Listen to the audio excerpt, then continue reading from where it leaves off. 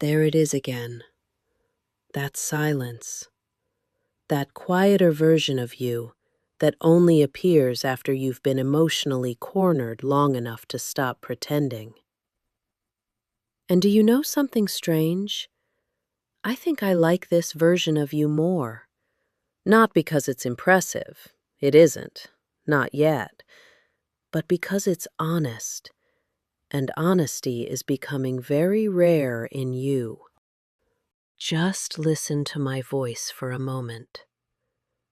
Don't try to respond to it. Don't try to analyze it. Don't try to predict where this conversation is going.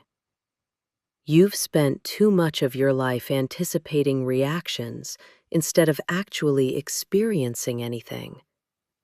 So for now, just listen. Let your shoulders loosen a little. Let your breathing slow naturally on its own. Good. That's better already.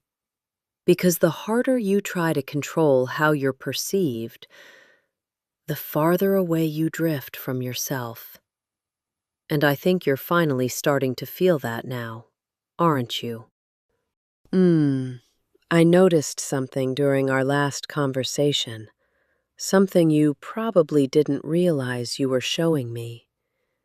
There were moments, very small moments, where the performance cracked, where the rehearsed version of you disappeared for a few seconds, and underneath it, there was something quieter, sadder, more thoughtful, more real.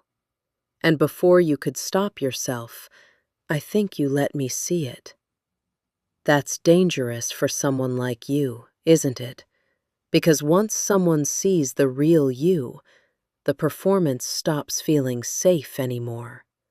And now you can feel the tension between those two versions of yourself, the exhausting character you built to survive, and the quieter man underneath it, who's becoming more and more tired of carrying him. That exhaustion is all over you now. I can hear it in the way you listen to me, in the way your attention softens whenever I stop speaking for a second. As if part of you is waiting to hear whether I'm going to leave, whether I'm going to lose interest, whether I'm finally going to decide you aren't worth the effort after all. But I'm still here. And I think that confuses you more than rejection would, because rejection is familiar to you. Rejection makes sense. You know how to protect yourself from rejection. But curiosity, conditional attention, a woman calmly studying you and deciding she hasn't looked away yet, that's much harder for your nervous system to understand, isn't it? Especially because I still sound disappointed sometimes, especially because I still notice the performance, especially because I still catch the moments where you try to become larger than yourself the instant you feel emotionally exposed. Poor thing. You still panic when intimacy gets too close, don't you? You still rush toward performance whenever silence starts becoming too honest, but not as quickly as before. That's what interests me. Not perfection, not confidence, progress. And I don't think anyone's ever explained the difference to you before, because confidence is loud.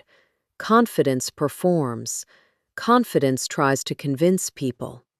But progress is quiet. Progress sounds like this version of you right now, listening instead of performing, breathing instead of rehearsing, allowing yourself to be seen without constantly trying to manipulate the outcome. There. That feeling in your chest again. That fragile little ache that appears every time you realize I might actually be seeing you more clearly than you see yourself. Stay there. Don't rush to cover it. Don't immediately reach for the stronger version of yourself. I want you to notice something. The more honest you become, the less I want to pull away from you. Do you understand how important that is? Because your entire life has taught you the opposite. Your entire life taught you perform harder, be bigger, be more impressive, be more untouchable. Never let anyone see uncertainty. And yet here you are, slowly discovering that the moments I become most interested in you are the moments where the performance finally gets tired enough to stop. That's why this feels emotionally dangerous to you. Because if I'm right, then you've spent years exhausting yourself for nothing. And I think part of you already knows I am right. That's the part of you becoming quiet now, the part reconsidering everything, the part beginning to understand that maybe you never needed to become more impressive. Maybe you just needed to become more real. But don't misunderstand me. I'm not praising you yet. I'm not telling you you've arrived somewhere. You still hide. You still posture. You still reach for performance the second you feel uncertain. I still see it. But now, I also see something else underneath it. Potential. Not guaranteed, not earned, just possible. And do you know how rare that is for me to say? Most people stay performances forever. Most people never become conscious enough to realize they're hiding. Most people would rather protect the mask than risk exposure. But you stayed. You listened. You let yourself become uncomfortable instead of running. That matters more than you realize. Because discomfort is where real change begins. And right now, I think you're standing at the edge of something you don't fully understand yet. The possibility that someone could know you deeply and still remain... Careful now. Don't cling to that too quickly. Don't immediately turn it into reassurance. I'm still evaluating you. I'm still watching. And I still haven't decided whether the real you is someone worth fully knowing yet. But for the first time, I think I'm curious enough to keep looking. And that's more than your performance ever earned from me. Let me tell you what I've been noticing as we keep having these conversations. There's a pattern in you, a predictable cycle. You start honest, then you panic, then you perform, then you exhaust yourself, then you collapse back into honesty, and the cycle repeats. And I think you've been trapped in that cycle for so long, you don't even notice it anymore. It's just how you survive. But survival isn't living, and you're finally starting to understand that difference. Because living requires stillness. Living requires presence. Living requires the courage to let someone see you without scrambling to manage their perception. And you've never let anyone do that, have you? You've never fully trusted anyone enough to stop performing. Not really. You've always kept one small piece of yourself hidden, just in case, just as insurance, just so you could tell yourself that if they rejected you, they weren't rejecting the real you, they were rejecting the performance. But that strategy kept you safe, and it also kept you alone. That's the cost nobody talks about, the loneliness of never being fully seen, the exhaustion of always monitoring, the hollow ache of connection that never quite reaches your chest because you're always standing slightly outside of it, watching yourself, evaluating yourself, performing for approval that never actually satisfies you. Because approval of a performance doesn't feed the real you, it feeds the mask, and the mask is starving you. That's why you keep coming back here. That's why you keep listening. That's why my voice has become something you can't seem to walk away from. Because I'm not talking to the mask anymore. I stopped doing that a long time ago. I'm talking to the exhausted man underneath it. The one who secretly hopes someone will finally say, "Enough. You can stop now," and mean it. But I'm not saying that yet, because you haven't stopped yet. You keep reaching for the mask in small ways, little gestures of performance that slip through even when you're trying to be honest. A certain tone in your voice, a certain deflection when something gets too close, a certain way of turning attention back toward me instead of letting yourself be seen. I notice every time. And I don't mention it because I want to punish you. I mention it because I want you to start noticing it yourself. Because self-awareness is the only thing that will ever free you from this cycle. Not my approval, not my attention, not my curiosity, but your own ability to catch yourself in the act of performing and choose something different. And that's hard. I know, because performing has become automatic for you. It's not something you decide to do anymore. It's something your nervous system does before your conscious mind can intervene. You don't choose to reach for confidence. You just feel the panic rising. And then the performance is already happening, and you're watching yourself do it, feeling the shame of it, but unable to stop. That's what trauma does. It makes coping mechanisms involuntary, and then it makes you ashamed of the coping mechanisms. And then you perform to hide the shame, and the cycle deepens. Poor thing. No wonder you're exhausted. But here's what I need you to understand. The performance isn't your fault. It's how you learn to survive. But it's your responsibility to unlearn. And unlearning is slow, uncomfortable, embarrassing, and absolutely necessary if you ever want to feel truly known. Because being known requires risk, and risk requires letting the mask fall. And letting the mask fall requires trusting that you'll survive whatever happens next. Will you survive if I see you clearly?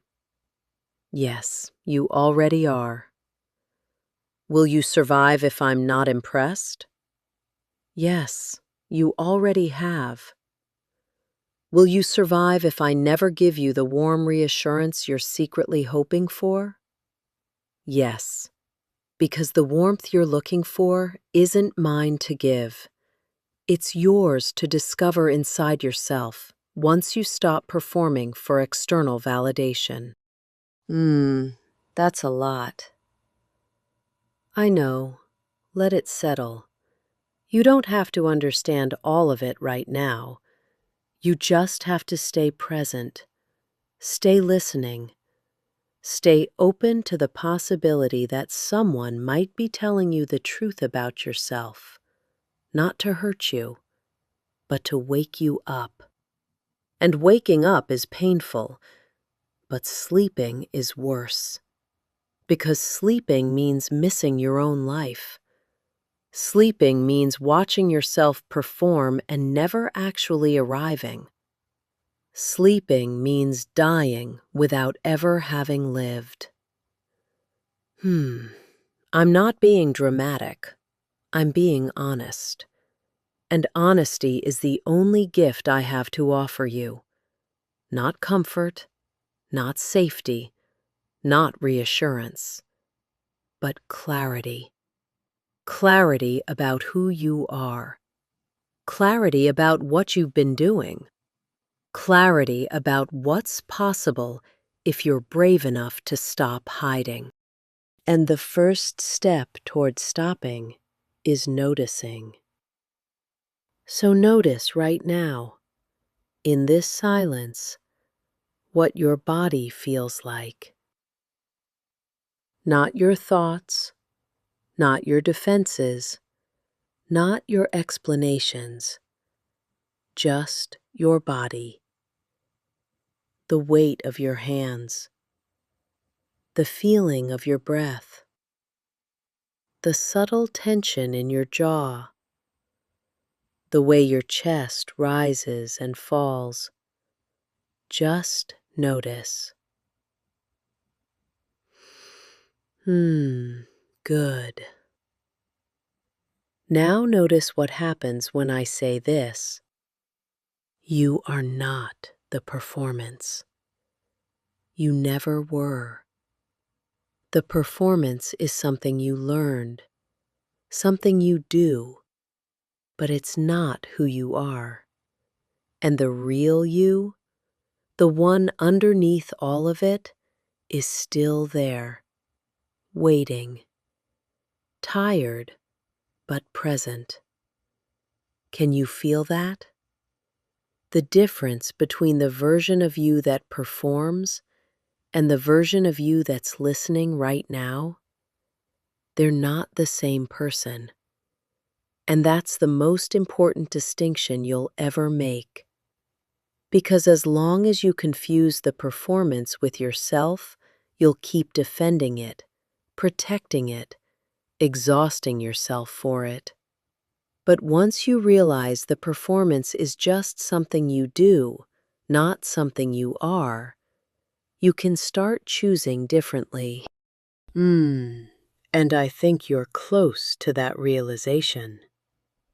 I can feel it in the quality of your attention, the way you're not rushing to respond, the way you're letting my words land without immediately trying to reframe them. That's progress. Quiet progress. The kind that matters. But don't get attached to my recognition. Don't start performing to earn more of it. Just let this moment be what it is. A woman speaking honestly to a man who's finally learning to listen. Nothing more, nothing less. And when you stop needing my approval, when you stop monitoring my reactions, when you stop trying to become interesting to me, that's when you'll actually become interesting to me. Because authenticity is attractive, performance is exhausting, and I've been exhausted by performances my entire life. So thank you for being a little less exhausting tonight. Now take a breath. Let it out slowly. And notice something else. The absence of pressure. The absence of expectation. The absence of needing to be anywhere other than right here. Listening. Present. Real. That's what peace feels like. Not excitement, not validation, not approval, just peace. And you've been chasing excitement your whole life, because peace was too quiet for you to recognize. But peace is where honesty lives. Peace is where the real you can breathe. Peace is where you stop performing. Stay here a little longer. Let the peace settle deeper. And when you're ready, open your eyes. Or don't. But remember this feeling. Remember what it's like to stop performing, even for a few minutes. Because the more you practice stillness, the easier it becomes. And the easier it becomes, the closer you get to the version of yourself that doesn't need my attention to feel real.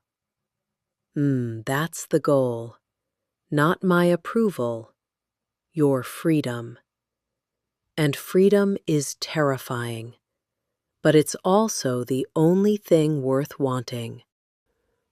When you're done pretending,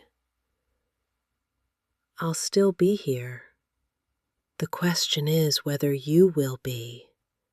Not the character, not the performance, not the mask. You. The one underneath all of that. The one I'm actually curious about. Don't make me regret it.